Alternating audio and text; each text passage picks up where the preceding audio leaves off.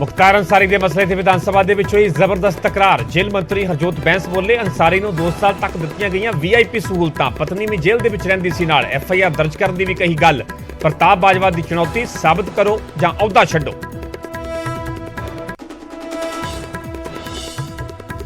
Mining ਨੂੰ ਲੈ ਕੇ ਵਿਧਾਨ ਸਭਾ ਦੇ ਵਿੱਚ ਹੋਈ ਤਿੱਖੀ ਬਹਿਸ। ਹਰਜੋਤ ਬੈਂਸ ਬੋਲੇ, 5 ਸਾਲਾਂ ਦੇ ਵਿੱਚ 7000 ਕਰੋੜ ਦੀ ਹੋਈ ਹੈ ਲੁੱਟ, ਤਾਂ ਰਾਜਾ ਵੜਿੰਗ ਨੇ ਦਿੱਤਾ ਚੈਲੰਜ। ਜੇ ਰੇਤੇ ਤੋਂ 20,000 ਕਰੋੜ ਦੀ ਕਮਾਈ ਸਾਬਿਤ ਕਰ ਦੇਵੋ ਤਾਂ ਮੈਂ ਛੱਡ ਦੇਵਾਂਗਾ ਸਦਨ ਦੇ ਵਿੱਚ ਆਉਣਾ। ਅਗਨੀਪਥ ਯੋਜਨਾ ਦੇ ਮੁੱਦੇ ਤੇ ਪੰਜਾਬ ਵਿਧਾਨ ਸਭਾ ਦੇ ਵਿੱਚ ਹੰਗਾਮਾ। ਮੁੱਖ ਮੰਤਰੀ ਬੋਲੇ, ਕੇਂਦਰ ਦੀ ਯੋਜਨਾ ਨੌਜਵਾਨਾਂ ਦੇ ਨਾਲ ਧੋਖਾ। ਕਾਂਗਰਸ ਨੇ ਵੀ ਚੁੱਕੇ ਸਵਾਲ। BJP ਨੇ ਜਤਾਇਆ ਇਤਰਾਜ਼, ਕਿਹਾ ਸਿਆਸਤ ਦੇ ਲਈ ਨਾ ਕੀਤਾ ਜਾਵੇ ਗੁੰਮਰਾਹ। ਮੁੜ ਖਰੜ ਲਿਆਂਦਾ ਜਾ ਰਿਹਾ ਲਾਰੈਂਸ ਬਿਸ਼ਨੋਈ। ਮਾਨਸਾ ਕੋਰਟ ਦੇ ਵੱਲੋਂ ਅੰਮ੍ਰਿਤਸਰ ਪੁਲਿਸ ਨੂੰ ਦਿੱਤੀ ਗਈ ਸੀ ਰਿਮਾਂਡ, ਪਰ ਸੁਰੱਖਿਆ ਕਾਰਨਾਂ ਕਰਕੇ ਬਦਲੀ ਜਾ ਰਹੀ ਹੈ ਥਾਂ।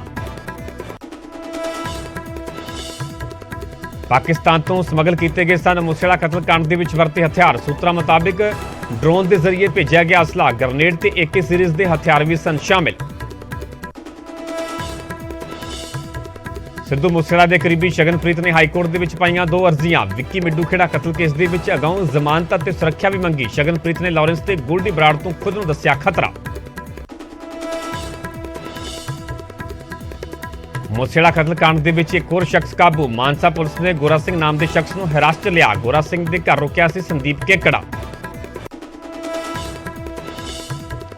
ਸਮਾਣਾ 'ਚ ਜਵਾਈ ਨੇ ਸਹੁਰੇ ਘਰ ਜਾ ਕੇ ਚਲਾਈਆਂ ਗੋਲੀਆਂ, ਇੱਕ ਮਹਿਲਾ ਹੋਈ ਜ਼ਖਮੀ। ਪ੍ਰੇਮ ਵਿਆਹ ਤੋਂ ਬਾਅਦ ਚੱਲ ਰਿਹਾ ਵਿਵਾਦ, ਸਹੁਰਿਆਂ ਨੇ ਜਵਾਈ ਦੇ ਖਿਲਾਫ ਦਿੱਤੀ ਸ਼ਿਕਾਇਤ। ਪੰਜਾਬ ਸਕੂਲ ਸਿੱਖਿਆ ਬੋਰਡ ਦੇ 12ਵੀਂ ਦੇ ਨਤੀਜਿਆਂ ਦੇ ਵਿੱਚ ਕੁੜੀਆਂ ਨੇ ਫਿਰ ਮਾਰੀ ਬਾਜ਼ੀ। ਲੁਧਿਆਣਾ ਦੀ ਅਰਸ਼ਦੀਪ ਕੌਰ ਨੇ ਹਾਸਲ ਕੀਤਾ ਪਹਿਲਾ ਸਥਾਨ। ਮਾਨਸਾ ਦੀ ਅਰਸ਼ਪ੍ਰੀਤ ਤੇ ਜੈਤੋ ਦੀ ਕੁਲਵਿੰਦਰ ਕੌਰ ਨੇ ਹਾਸਲ ਕੀਤਾ ਦੂਜਾ ਤੇ ਤੀਜਾ ਸਥਾਨ।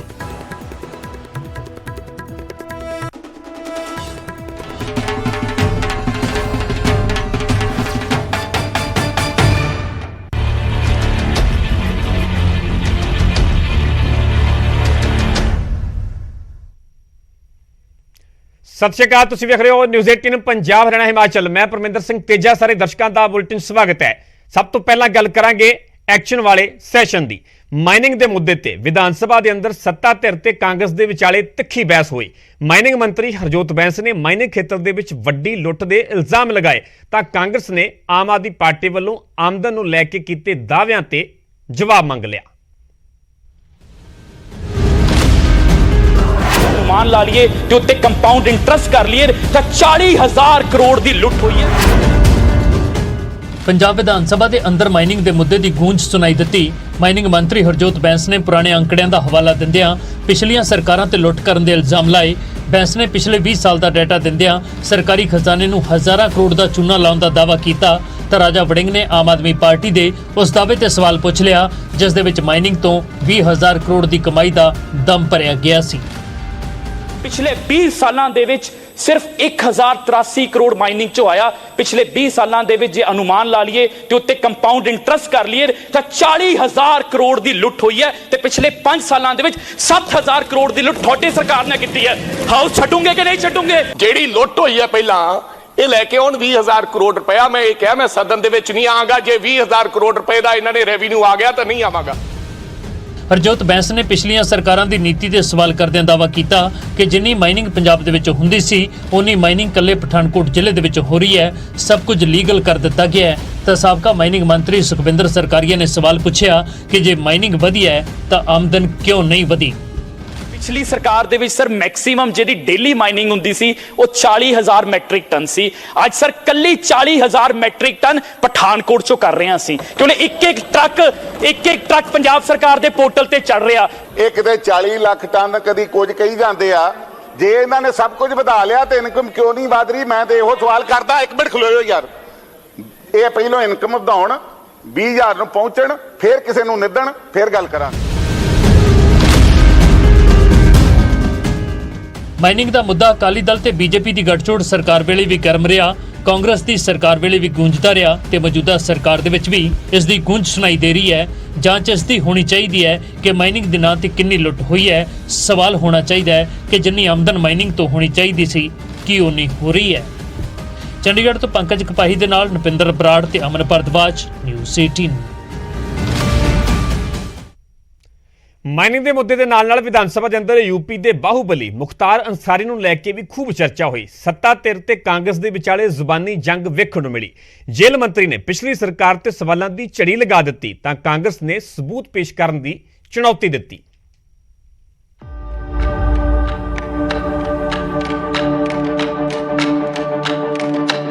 यूपी ਦਾ ਬਾਹੂਬਲੀ ਮੁਖਤਾਰ ਅੰਸਾਰੀ ਵਾਪਸ ਯੂਪੀ ਦੀ ਜੇਲ੍ਹ ਦੇ ਵਿੱਚ ਚਲਾ ਗਿਆ, ਪਰ ਉਸ ਦੇ ਨਾਮ ਦੀ ਗੂੰਜ ਪੰਜਾਬ ਵਿਧਾਨ ਸਭਾ ਦੇ ਵਿੱਚ ਸੁਣਾਈ ਦਿੱਤੀ।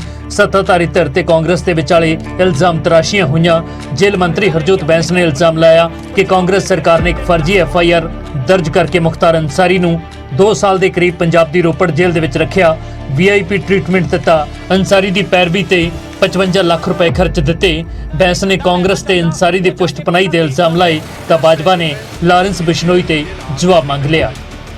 ਮੁਖਤਾਰ ਅੰਸਾਰੀ ਨੂੰ ਬਚਾਉਣ ਦੇ ਲਈ ਸਰ ਸੀਨੀਅਰ ਐਡਵੋਕੇਟ ਜਿਹਦੀ 11 ਲੱਖ ਰੁਪਇਆ ਪੇਸ਼ੀ ਦੀ ਫੀਸ ਸੀ, 11 ਲੱਖ ਰੁਪਇਆ ਇੱਕ ਦਿਨ ਦੀ ਫੀਸ ਸੀ, 55 ਲੱਖ ਦਾ ਬਿੱਲ ਸਾਨੂੰ ਆਇਆ ਹੋਇਆ।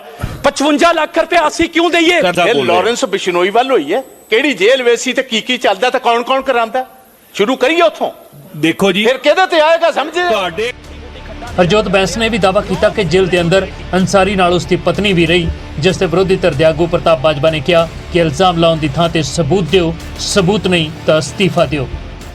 ਸਰ 2 ਸਾਲ 3 ਮਹੀਨੇ ਉਹਨੂੰ ਪੰਜਾਬ ਦੀ ਰੋਪੜ ਜੇਲ੍ਹ 'ਚ ਰੱਖਿਆ ਗਿਆ, ਜਿਸ ਬੈਰਕ ਦੇ ਵਿੱਚ 25 ਬੰਦੇ ਆਣੇ ਚਾਹੀਦੇ ਸੀ। ਹੀ ਵਾਸ ਗਿਵਨ ਅ VIP ਟ੍ਰੀਟਮੈਂਟ। ਉਸ ਦੀ ਵਾਈਫ ਉਸ ਜੇਲ੍ਹ 'ਚ ਨਾਲ ਰਹਿੰਦੀ ਸੀ। ਸਰ ਇਹ ਗੱਲਾਂ ਕਰਨੀਆਂ ਬੜੀਆਂ ਸੌਖੀਆਂ। ਅੰਸਾਰੀ ਅੰਸੂਰੀ ਦੀ ਘਰ ਦੀ ਰਹਿੰਦੀ ਸੀ, ਨਹੀਂ ਸੀ ਰਹਿੰਦੀ। ਕੈਨ ਯੂ ਪ੍ਰੂਵ ਕਰਦੇ ਉੱਥੇ ਸੀ? Can you prove you are jail minister? You are saying this on the floor of the house. If you are not able to ਇਹ ਚੀਜ਼ ਸਾਬਤ ਨਾ ਹੋਈ, you will have to resign. ਜੇਲ੍ਹ ਮੰਤਰੀ ਹਰਜੋਤ ਬੈਂਸ ਨੇ ਅੰਸਾਰੀ ਮਾਮਲੇ ਦੇ ਵਿੱਚ ਕੇਸ ਦਰਜ ਕਰਕੇ ਜਾਂਚ ਕਰਨ ਦੇ ਹੁਕਮ ਦਿੱਤੇ ਨੇ, ਪਰ ਸਵਾਲ ਇਹੀ ਹੈ ਕਿ ਕੀ ਜਾਂਚ ਦੇ ਨਾਲ ਸੱਚ ਸਾਹਮਣੇ ਆਵੇਗਾ ਜਾਂ ਫਿਰ ਇਲਜ਼ਾਮ ਤਰਾਸ਼ੀਆਂ ਤੱਕ ਹੀ ਸਿਆਸਤਦਾਨ ਸੀਮਤ ਰਹਿਣਗੇ। ਚੰਡੀਗੜ੍ਹ ਤੋਂ ਨਪਿੰਦਰ ਬਰਾੜ ਦੇ ਨਾਲ ਪੰਕਜ ਕਪਾਹੀ ਤੇ ਅਮਨ ਭਰਤਵਾਜ, ਨਿਊਜ਼ 18। ਜਿਸ ਬੈਰਕ ਦੇ ਵਿੱਚ 25 ਬੰਦੇ ਆਣੇ ਚਾਹੀਦੇ ਸੀ, ਹੀ ਵਾਸ ਗਿਵਨ ਅ VIP ਟ੍ਰੀਟਮੈਂਟ। ਉਸ ਦੀ ਵਾਈਫ ਉਸ ਜੇਲ੍ਹ 'ਚ। ਇਸ ਵੇਲੇ ਵੀ ਸਦਨ ਦੀ ਕਾਰਵਾਈ ਜਾਰੀ ਹੈ। ਸਿੱਧਾ ਰੁਖ ਕਰਦੇ ਹਾਂ ਪੰਜਾਬ ਵਿਧਾਨ ਸਭਾ ਦਾ। ਇਸੇ ਕਰਕੇ ਲੋਕਾਂ ਨੇ ਨਵੀਂ ਪਾਰਟੀ ਨੂੰ ਮੌਕਾ ਦਿੱਤਾ। ਸੋ ਮੇਰੀ ਸਾਰੇ ਮਾਨਯੋਗ ਮੈਂਬਰਾਂ ਨੂੰ ਬੇਨਤੀ ਹੈ, ਜੇ ਕੋਈ ਅੱਛਾ ਕੰਮ ਹੁੰਦਾ, ਪਹਿਲਾ ਬਜਟ ਸਰਕਾਰ ਨੇ ਪੇਸ਼ ਕੀਤਾ, ਤਾਂ ਤੁਸੀਂ ਸਾਰੇ ਸਾਥ ਦਿਓ। ਤੁਹਾਨੂੰ ਵੀ ਲੋਕਾਂ ਨੇ ਜਿਤਾ ਕੇ ਭੇਜਿਆ। ਸਾਡੀ ਸਾਰਿਆਂ ਦੀ ਜ਼ਿੰਮੇਵਾਰੀ ਬਣਦੀ ਹੈ ਕਿ ਪੂਰੇ ਹਿੰਦੁਸਤਾਨ 'ਚੋਂ ਜੇ ਅੱਜ ਪੰਜਾਬ ਦੀ ਪਰ ਕੈਪੀਟਾ ਇਨਕਮ ਘਟ ਗਈ, ਜੇ ਪੰਜਾਬ ਤੇ ਕਰਜ਼ ਚੜ ਗਿਆ, ਜੇ ਸਾਰੇ ਨੂੰ ਆਪਾਂ ਪੰਜਾਬ ਨੂੰ ਅੱਗੇ ਲੈ ਕੇ ਜਾਣਾ, ਤਾਂ ਸਾਡੀ ਸਾਰਿਆਂ ਦੀ ਜ਼ਿੰਮੇਵਾਰੀ ਬਣਦੀ ਹੈ।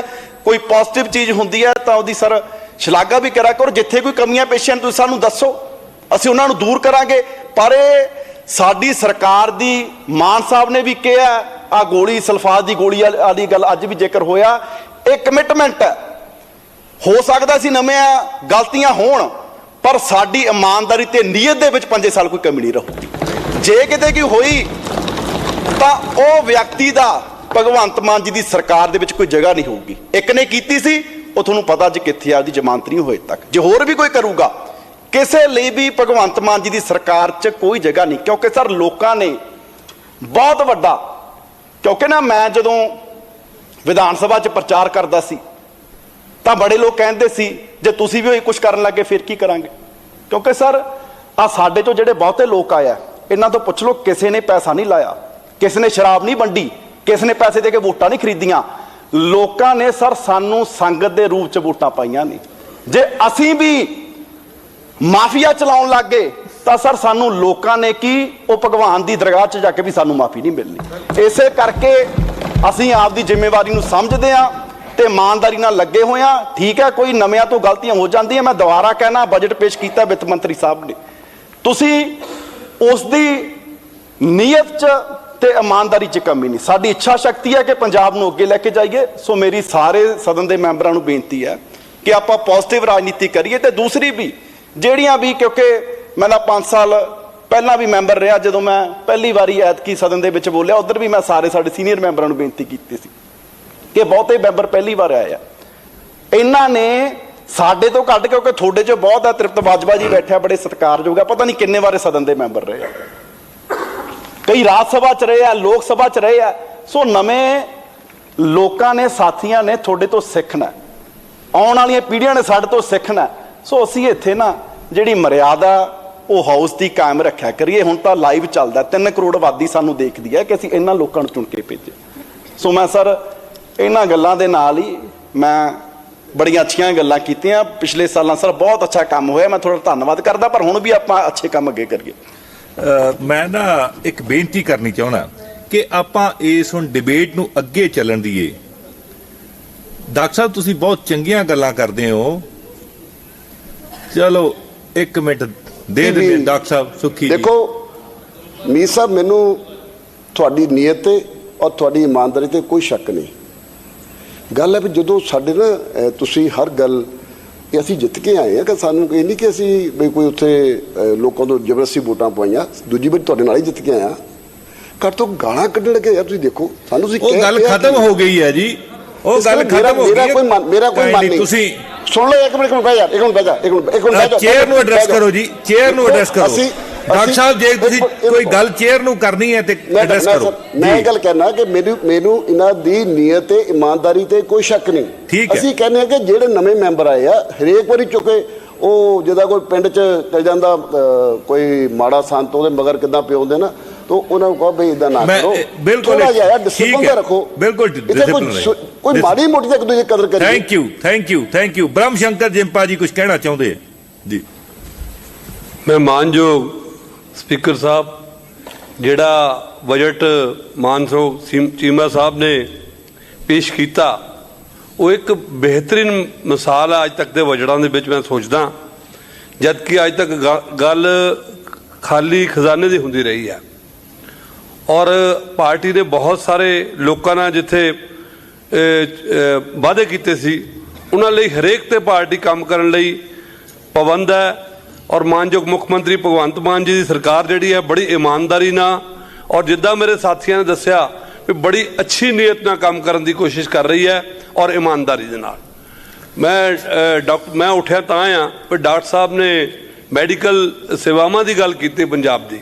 ਅਸੀਂ ਨਹੀਂ ਕਹਿੰਦੇ ਵੀ ਸੇਵਾਵਾਂ ਨਹੀਂ ਹੈ, ਪਰ ਕੀ ਇਹ ਦੱਸ ਸਕਦੇ ਆ ਵੀ ਇੰਨਾ ਪ੍ਰਾਈਵੇਟ ਸੈਕਟਰ ਅਗਰ ਵਧਿਆ ਜਿਹਦਾ ਕਿ ਇਲਾਜ ਜਿਹੜਾ ਹੈ ਇੱਕ ਗਰੀਬ ਆਦਮੀ ਅਫੋਰਡ ਨਹੀਂ ਕਰ ਸਕਦਾ, ਤੇ ਕਿੱਥੇ ਸਰਕਾਰਾਂ ਨਾਕਾਮਯਾਬ ਰਹੀਆਂ, ਕਿੱਥੇ ਸਰਕਾਰਾਂ 'ਚ ਕਮੀ ਸੀ, ਜਾਂ ਜਾਣ ਬੁੱਝ ਕੇ ਸਰਕਾਰੀ ਡਿਬੇਟ ਹੋ ਜਾਣੀ ਹੈ। ਮੈਡੀਕਲ ਸਾਡੇ ਹਸਪੀਟਲ ਸੀ ਉਹਨਾਂ ਤੇ ਕੰਮ ਨਹੀਂ ਕੀਤਾ ਗਿਆ। ਇੱਕ ਮਿੰਟ ਲਈ ਜੀ, ਮੈਂ ਹੁਸ਼ਿਆਰਪੁਰ ਵਿਧਾਨ ਸਭਾ ਜੋ ਜਿੱਤ ਕੇ ਆਇਆ, ਮੈਂ ਉਹਦੀ ਗੱਲ ਕਰਨੀ ਚਾਹੁੰਦਾ। ਇੱਥੇ ਮਾਨਯੋਗ ਮੈਂਬਰ ਦੂਜੀ ਵਾਰ ਜਿੱਤ ਕੇ ਆਏ ਡਾਕਟਰ ਰਾਜ ਕੁਮਾਰ ਜੀ, ਅੱਜ ਗੱਲ ਕਰ ਰਹੇ ਹਾਂ ਸਰਕਾਰ ਦੀ। ਪਹਿਲਾਂ ਇਹਨਾਂ ਨੇ ਪਾਰਟੀ ਦੀ ਗੱਲ ਕੀਤੀ, ਇਲੈਕਸ਼ਨਾਂ ਦੀ ਗੱਲ ਕੀਤੀ, ਬੜੀ ਬਹਿਸ ਕੀਤੀ। ਮੈਂ ਵੀ ਕਾਂਗਰਸ ਪਾਰਟੀ 'ਚ ਕੰਮ ਕਰਦਾ ਰਿਹਾ, ਪਰ ਮੈਂ ਕਾਂਗਰਸ ਪਾਰਟੀ ਦਾ ਜਿਹੜਾ ਹੁਣ ਇਹਨਾਂ ਨੇ ਇਲੈਕਸ਼ਨ ਦੀ ਗੱਲ ਕੀਤੀ, ਰਾਜਾ ਵੜਿੰਗ ਜੀ ਕਾਂਗਰਸ ਪਾਰਟੀ ਦੇ ਪੰਜਾਬ ਦੇ ਪ੍ਰਧਾਨ ਹੈ, ਇਹਨਾਂ ਨੇ ਗੱਲ ਕੀਤੀ। ਮੈਂ ਉਦੋਂ ਇੱਕ ਇਲੈਕਸ਼ਨ ਦੇ ਸੰਬੰਧ ਗੱਲ ਕੀਤੀ ਸੀ। ਜੇ ਤਾਂ ਪਾਰਟੀ ਉੱਥੇ ਇਲੈਕਸ਼ਨ ਲੜਦੀ ਕਿਸੇ ਮੁੱਦਿਆਂ ਤੇ ਤਾਂ ਮਜ਼ਾ ਆਉਂਦਾ। ਪਾਰਟੀ ਨੇ ਇੱਕ ਨੌਜਵਾਨ ਜਿਹਦਾ ਬਹੁਤ ਜ਼ਿਆਦਾ ਪੂਰੇ ਪੰਜਾਬ ਨੂੰ ਦੁੱਖ ਸੀਗਾ, ਸਿੱਧੂ ਮੂਸੇਵਾਲਾ ਜੀ ਦਾ, ਉਹਦੇ ਤੇ ਗਾਣਾ ਕੱਢ ਕੇ ਗਾਣਾ ਚਲਾ ਕੇ ਇਲੈਕਸ਼ਨ ਲੜਨ ਲਈ ਕੰਪੇਨ ਕਰਨ ਦੀ ਕੋਸ਼ਿਸ਼ ਕੀਤੀ ਸੀ। ਉਹਨਾਂ ਦੇ ਮਾਂ-ਬਾਪ ਨੇ ਹੱਥ ਜੋੜੇ ਪਾਰਟੀ ਨੂੰ। ਇੱਦਾਂ ਦਾ ਰਾਜਨੀਤਿਕ ਮਿਆਰ ਜਿਹੜਾ ਹੈ, ਮੈਂ ਤਾਂ ਕਹਿੰਦਾ ਕਾਂਗਰਸ ਪਾਰਟੀ ਦੇ ਪ੍ਰਧਾਨ ਦੇ ਤੌਰ ਤੇ ਇਹਨਾਂ ਨੂੰ ਮਾਫੀ ਮੰਗਣੀ ਚਾਹੀਦੀ ਹੈ ਇਲੈਕਸ਼ਨ ਦਾ ਰਿਜ਼ਲਟ ਜੋ ਵੀ ਆਇਆ। ਲੇਕਿਨ ਨੰਬਰ 1, ਨੰਬਰ 2 ਮੈਂ ਗੱਲ ਕਰਨੀ ਚਾਹੁੰਦਾ। ਮੇਰੇ ਆਪਣੇ ਸ਼ਹਿਰ ਵਿਧਾਨ ਸਭਾ ਦੇ ਵਿੱਚ ਸਿਵਲ ਹਸਪੀਟਲ ਦੇ ਵਿੱਚ ਇੱਕ ਸਕੈਨ ਦੀ ਮਸ਼ੀਨ ਲੱਗੀ ਸੀ, ਔਰ ਬੜੀ ਹੈਰਾਨਗੀਜਨਕ ਗੱਲ ਸੀਗੀ, ਮਸ਼ੀਨ ਐਸਟੈਬਲਿਸ਼ ਹੋ ਗਈ ਔਰ ਉੱਥੋਂ ਮਸ਼ੀਨ ਗਾਇਬ ਹੋ ਗਈ। ਮਾਨਯੋਗ ਮੈਂਬਰ ਸਾਹਿਬਾਨ ਡਾਕਟਰ ਰਾਜ ਕੁਮਾਰ ਜੀ ਬੈਠੇ ਆ, ਤੇ ਕਿਆ ਕਿਸੇ ਉਸ ਵੇਲੇ ਦੀ ਵਿਧਾਨ ਸਭਾ 'ਚ ਇਹਨਾਂ ਨੇ ਕੋਈ ਕੁਐਸਚਨ ਕੀਤਾ ਕਦੀ ਵੀ ਉਹ ਮਸ਼ੀਨ ਕਿੱਥੇ ਚਲੀ ਗਈ? ਮੈਂ ਤਾਂ ਹੈਰਾਨ ਸੀਗਾ। ਲੇਕਿਨ ਆਮ ਆਦਮੀ ਪਾਰਟੀ ਨੇ ਉਸ ਵੇਲੇ ਉੱਤੇ ਮੁਜ਼ਾਹਰਾ ਕੀਤਾ ਔਰ ਗੱਲ ਕੀਤੀ। ਹੁਣ ਉਹ ਦੁਬਾਰਾ ਮਸ਼ੀਨ ਜਿਹੜੀ ਹੈ, ਕਿਉਂ ਮਸ਼ੀਨ ਗਾਇਬ ਹੋਈ ਸੀ? ਕਿਉਂਕਿ ਪ੍ਰਾਈਵੇਟ ਸੈਕਟਰ ਦੇ ਲਈ ਇੱਕ ਜਿਹੜਾ ਰਸਤਾ ਸੀਗਾ ਪੈਸੇ ਕਮਾਉਣ ਦਾ, ਮੈਂ ਇੱਥੇ ਤੱਕ ਇਹ ਗੱਲ ਕਹਿ ਸਕਦਾ, ਮੈਨੂੰ ਕਿਸੇ ਦੇ ਪ੍ਰਾਈਵੇਟ ਸੈਕਟਰ ਦਾ ਮੈਂ ਕਹਿੰਦਾ ਬਹੁਤ ਵੱਡੀਆਂ ਸੇਵਾਵਾਂ ਹੈ, ਅਗਰ ਉਹ ਇਨਫਰਾਸਟ੍ਰਕਚਰ ਨਾ ਦਿੰਦੇ ਸ਼ਾਇਦ ਸਾਡੇ ਕੋਲ ਹੈਲਥ ਸੇਵਾਵਾਂ ਪੂਰੀਆਂ ਨਾ ਹੁੰਦੀਆਂ। ਅੱਜ ਮੈਂ ਉਹਨਾਂ ਦਾ ਮਾਣ ਕਰਦਾ, ਸਨਮਾਨ ਕਰਦਾ, ਮੇਰਾ ਉਹਨਾਂ ਨਾਲ ਕੋਈ ਉਹ ਨਹੀਂ ਹੈਗਾ, ਕੋਈ ਰੋਸ਼ ਜਾਂ ਗੱਲ ਨਹੀਂ ਹੈ। ਸਵਾਲ ਸੀ ਕਿ ਸਰਕਾਰੀ ਹੈਲਥ ਸੇਵਾਵਾਂ ਕਿੱਥੇ ਗਈਆਂ। ਮੈਂ ਡਾਕਟਰ ਸਾਹਿਬ ਨੂੰ ਉੱਠਣਾ ਚਾਹੁੰਦਾ, ਇਹਨਾਂ ਨੇ ਬੜੀਆਂ ਵਧੀਆ ਗੱਲਾਂ ਕੀਤੀਆਂ, ਮੈਂ ਇਹਨਾਂ ਦਾ ਸਨਮਾਨ ਕਰਦਾ ਦਿਲੋਂ। ਲੇਕਿਨ ਗੱਲ ਇਹ ਸੀ ਸਰਕਾਰਾਂ ਕਿੱਥੇ ਗਾਇਬ ਰਹੀਆਂ। ਅੱਜ ਤੁਸੀਂ ਸਿਵਲ ਹਸਪੀਟਲ ਦਾ, ਮੈਂ ਇੱਕ ਗੱਲ ਦਾਅਵੇ ਨਾਲ ਕਹਿ ਸਕਦਾ, 3 ਮਹੀਨੇ ਦੇ ਵਿੱਚ ਜਿੱਥੇ ਸਰਕਾਰੀ ਹਸਪੀਟਲਾਂ 'ਚ ਦਵਾਈਆਂ ਨਹੀਂ ਸੀ ਮਿਲਦੀਆਂ, ਆਓ ਹੁਸ਼ਿਆਰਪੁਰ ਤੁਹਾਨੂੰ ਵਿਜ਼ਿਟ ਕਰਨੇ ਆ। 3 ਮਹੀਨੇ ਪਹਿਲਾਂ ਦਾ ਵਿਜ਼ਿਟ ਕਰੋ, ਲੋਕਾਂ ਕੋਲ ਵਿਊ ਲਓ ਔਰ ਹੁਣ ਦੇ ਵਿਊ ਲਓ ਜਾ ਕੇ। ਠੀਕ ਹੈ, ਕਿੱਦਾਂ ਦਵਾਈਆਂ ਮਿਲ ਰਹੀਆਂ। ਠੀਕ ਹੈ ਮੰਤਰੀ ਜੀ। ਮੇਰਾ ਕਹਿਣ ਦਾ ਮਤਲਬ ਇਹ ਹੈ, ਮੈਂ ਡਾਕਟਰ ਸਾਹਿਬ ਨੂੰ ਇਹ ਗੱਲ ਕਹਿਣਾ, ਅਸੀਂ ਜਿਹੜੀਆਂ 70 ਸਾਲ ਦੀਆਂ ਸੇਵਾਵਾਂ ਉਹਨਾਂ ਨੂੰ ਨਹੀਂ ਨਕਾਰ ਰਹੇ, ਅਸੀਂ ਉਹਨਾਂ ਦੀ ਸਰਾਹਨਾ ਕਰਦੇ। ਦੇਸ਼ ਨੇ ਬੜੀਆਂ ਉਪਲਬਧੀਆਂ ਕੀਤੀਆਂ ਹੋਊਗੀਆਂ, ਪਰ ਠੀਕ ਹੈ, ਜਿੰਨਾ ਕਰਪਸ਼ਨ ਔਰ ਕਰਪਟ ਸਿਸਟਮ ਵੀ ਡਿਵੈਲਪ ਹੋਇਆ, ਇਹਨਾਂ ਸਰਕਾਰਾਂ ਦੇ ਅਧੀਨ ਹੋਇਆ, ਇਹਨਾਂ ਪਾਰਟੀਆਂ ਦੇ ਅਧੀਨ ਹੋਇਆ।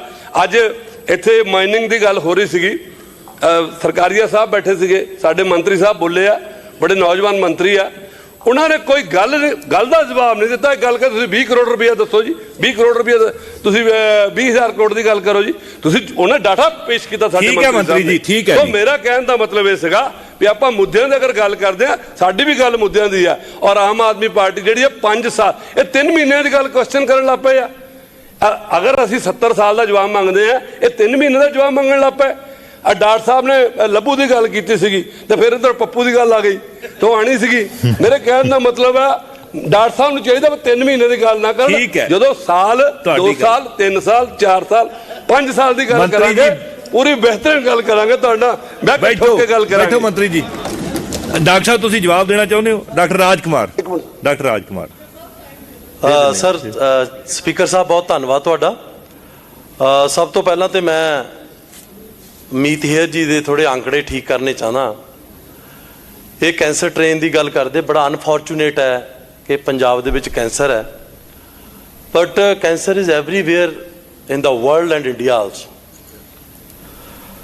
ਤੇ ਸਰ, ਇਹਨਾਂ ਨੂੰ ਅੱਜ ਨੋਟ ਕਰ ਲੈਣਾ ਚਾਹੀਦਾ ਹੈ ਕਿ ਜਿਹੜੀ ਦਿੱਲੀ ਹੈ, ਜੇ ਦਿੱਲੀ 'ਚ ਵੀ ਕੈਂਸਰ ਹੈ ਤੇ ਮੈਂ ਸਮਝਦਾ ਕਿ ਮੈਂ ਮਾਫੀ ਚਾਹੁੰਦਾ ਕਿ ਉਹ ਕੈਂਸਰ ਇੱਕ ਬੜੀ ਨਾਮਰਾਦ ਬਿਮਾਰੀ ਹੈ। ਦਿੱਲੀ ਦੂਜੇ ਨੰਬਰ ਦੀ ਸਟੇਟ ਹੈ ਜਿੱਥੇ ਕੈਂਸਰ ਸਭ ਤੋਂ ਜ਼ਿਆਦਾ ਹੈ। ਇਹ ਵੀ ਇਹਨਾਂ ਨੂੰ ਜਿਹੜਾ ਜ਼ਿਹਨ ਦੇ ਵਿੱਚ ਆਪਣੇ ਜ਼ਰੂਰ ਰੱਖਣਾ ਚਾਹੀਦਾ। ਔਰ ਦੂਸਰੀ ਗੱਲ ਜਿੰਪਾ ਜੀ ਨੇ ਕੀਤੀ, ਤੇ ਜਿੰਪਾ ਜੀ ਜਦੋਂ ਦੀ ਗੱਲ ਕਰਦੇ ਤੇ ਜਿੰਪਾ ਜੀ ਦੇ ਉਦੋਂ ਗੁਰੂ ਜੀ ਵੀ ਕਾਂਗਰਸ ਪਾਰਟੀ 'ਚ ਮੰਤਰੀ ਸੀ ਤੇ ਇਹ ਚੇਅਰਮੈਨ ਸੀ ਇੰਡਸਟਰੀਅਲ ਡਿਪਾਰਟਮੈਂਟ ਦੇ, ਤੇ ਇਹਨਾਂ ਨੂੰ ਪਤਾ ਤਾਂ ਸਭ ਕੁਝ ਹੀ ਸੀ। ਤੇ ਜਿਹੜਾ ਜੋ ਵੀ ਗੋਲਮਾਲ ਸੀ ਉਹ ਹੁਸ਼ਿਆਰਪੁਰ ਕੌਂਸਟੀਚੁਐਂਸੀ 'ਚ ਹੋਇਆ। ਸਾਡਾ ਉਹਦੇ ਨਾਲ ਕੋਈ ਚੱਬੇਵਾਲ ਹਲਕੇ ਦਾ ਉਹਦੇ ਨਾਲ ਕੋਈ ਲੈਣਾ ਦੇਣਾ ਨਹੀਂ, ਪਰ ਚਲੋ Jimpa ji should be thankful to Arora ji. ਆਪਾਂ ਅਰੋੜਾ ਜੀ ਨੇ ਦਵੱਲਾ ਨਹੀਂ ਬਣਾਉਣਾ ਕਰਕੇ ਜਿੰਪਾ ਜੀ ਠੀਕ ਹੈ, ਠੀਕ ਹੈ। ਡਾਕਟਰ ਸਾਹਿਬ ਹੁਣ ਬਹੁਤ ਹੋ ਗਿਆ, ਹੁਣ ਆਪਾਂ ਅੱਗੇ ਤੋਰੀਏ।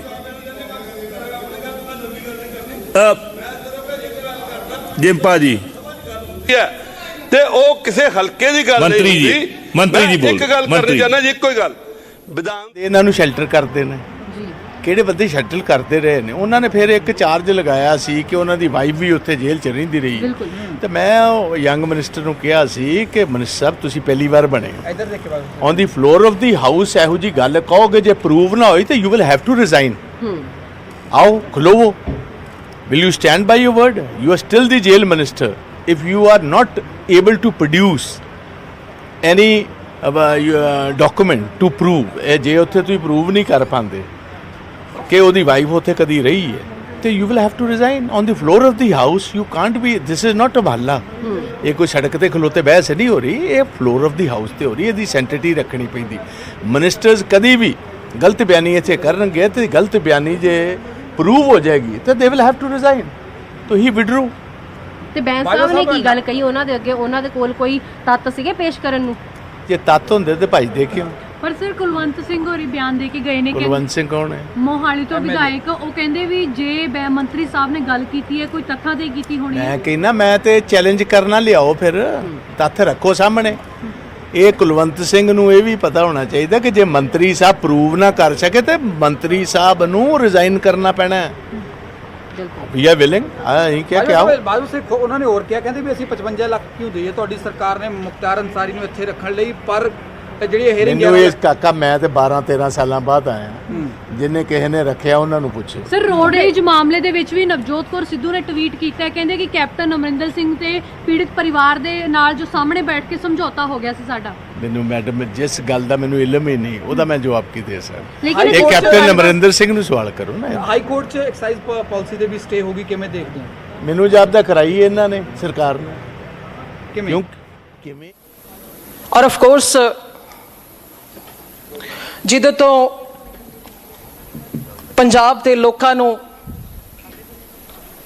ਬਹੁਤ ਉਮੀਦਾਂ, ਬਹੁਤ ਆਸਾਂ, ਔਰ ਪੰਜਾਬ ਉਹ ਧਰਤੀ ਜਿਹਨੇ ਹਿੰਦੁਸਤਾਨ ਦੇ ਨਕਸ਼ੇ ਤੇ ਹਮੇਸ਼ਾ ਹੀ ਇੱਕ ਇਤਿਹਾਸ ਲਿਖਿਆ, ਯਾਨੀ ਕਿ ਹਿੰਦੁਸਤਾਨ ਦੀ ਅਗਵਾਈ ਕੀਤੀ ਆ। ਤੇ ਇਸ ਵਾਰ ਵੀ ਇਹੀ ਹੋਇਆ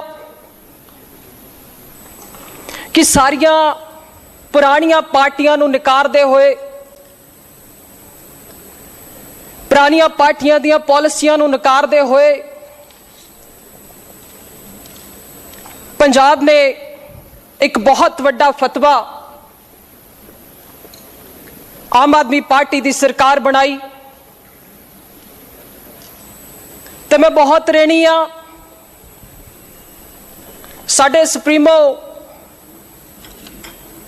ਸਾਡੇ ਕਨਵੀਨਰ ਸ਼੍ਰੀ ਅਰਵਿੰਦ ਕੇਜਰੀਵਾਲ ਜੀ ਦੀ, ਤੇ ਮੈਂ ਬਹੁਤ ਰਹਿਣੀ ਆ ਸਾਡੇ ਪੰਜਾਬ ਦੇ ਮੁੱਖ ਮੰਤਰੀ ਸਾਹਿਬ। ਫਿਲਹਾਲ ਇੱਥੇ ਰੁਕ ਰਹੇ, ਛੋਟੀ ਜੀ ਬ੍ਰੇਕ ਲਈ, ਜਲਦ ਹਾਜ਼ਰ ਹੁੰਦੇ ਹਾਂ ਬ੍ਰੇਕ ਤੋਂ ਬਾਅਦ।